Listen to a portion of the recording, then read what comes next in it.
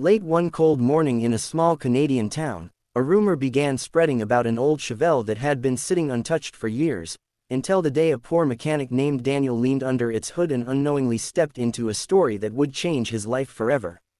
What he didn't know was that the quiet woman who owned that rusty car wasn't just his neighbor, she was a hidden millionaire testing something far deeper than horsepower. And by the time he turned that engine back to life, she would reveal a truth he never expected. Daniel lived a simple life. He worked long hours at a tiny garage on the edge of town, barely earning enough to support himself. His hands were always stained with grease, his clothes old and patched, and his evenings spent fixing whatever broken things he could find to make a few extra dollars. But despite his struggles, he was known for one thing: his kindness. The kind of kindness that didn't ask for anything in return. Across the street lived Mrs. Collins. Most people barely noticed her. She dressed plainly, kept to herself, and drove an old Chevelle that hadn't started in almost a decade. The town assumed she was just another elderly woman living on a fixed income. No one knew who she really was. No one except fate. One freezing morning, as Daniel was shoveling snow, he heard coughing from across the road. Mrs. Collins stood there helplessly beside her Chevelle, trying once again to bring the dead engine back to life. Daniel didn't hesitate. He dropped the shovel and jogged over. "Need a hand?" he asked, rubbing his cold hands together. She smiled weakly. "Only if you don't mind wasting your time on a lost cause." He laughed softly. "No car is a lost cause." He popped the hood and instantly felt his heart pinch. The engine was a mess: rusted pipes, broken belts, leaks everywhere. Fixing it wouldn't just be work, it would be expensive. More expensive than he could imagine she could manage. But she watched him with hopeful eyes, and something in her expression made him decide he couldn't walk away. For the next few weeks, whenever he had free time, Daniel worked on that Chevelle. Not for money, not for credit, just because he saw how much it meant to her. She would stand by with hot tea, telling him quiet stories about her late husband, how they had taken trips across Canada in that very car, watching sunsets near lakes and driving through mountain roads. The car wasn't just metal, it was a memory of love. Daniel understood that feeling. His father had been a mechanic too, and they used to fix cars together before losing him unexpectedly. That Chevelle reminded him of the warmth he missed. Every day, as Daniel worked, their conversations grew deeper. She learned about his struggles, how he dreamed of owning his own garage one day, how he wanted something better but never had the money or support to chase it. He spoke openly with her in a way he couldn't with anyone else. But there was one problem: some parts were too damaged to repair.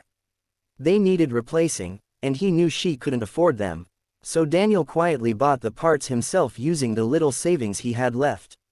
He didn't tell her. He didn't want her to feel burdened.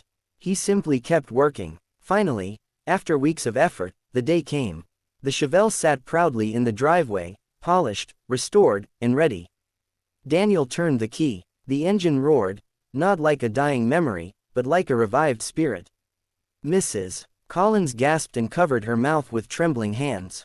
Tears filled her eyes. "It sounds just like it did when he was alive," she whispered. Daniel smiled, though his hands shook from the cold. "She's ready for the road again." But the next moment stunned him. She handed him an envelope. "I want you to open this," she said softly. Inside was a deed to a fully equipped auto shop downtown, paid in full, with Daniel's name written clearly across it. He froze. I don't understand." Mrs. Collins took a deep breath. "Daniel, I'm not who people think I am. My husband and I built several companies together. After he passed, I hid from the world. I wanted peace, not attention. I've watched this neighborhood for years. People were kind, but you were different. You helped without asking for a single dollar. You treated my memories like they mattered. You treated me like I mattered." Daniel stared at her, unable to speak. "I've been waiting to find someone worthy of this," she continued. "Someone who knows the value of hard work and kindness. That shop is yours, and there's a fund attached to it so you can start your own business without worry." His eyes stung with tears he tried to hide. "Why me?" She placed her hand gently on his shoulder. "Because good people deserve good things too." Daniel hugged her tightly, something he never expected to do. For the first time in years, he felt hope, real hope, settle in his chest. He had fixed her car, but she had repaired something much deeper inside him.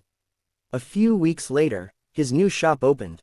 The sign above the door read, Collins & Sons Auto Care. Daniel had named it in honor of her late husband and his father. People lined up, not because he was wealthy now, but because everyone trusted the mechanic who helped even when he had nothing. And every day, Mrs. Collins would sit on a small chair outside the shop, sipping tea, watching Daniel build the future she always believed he deserved.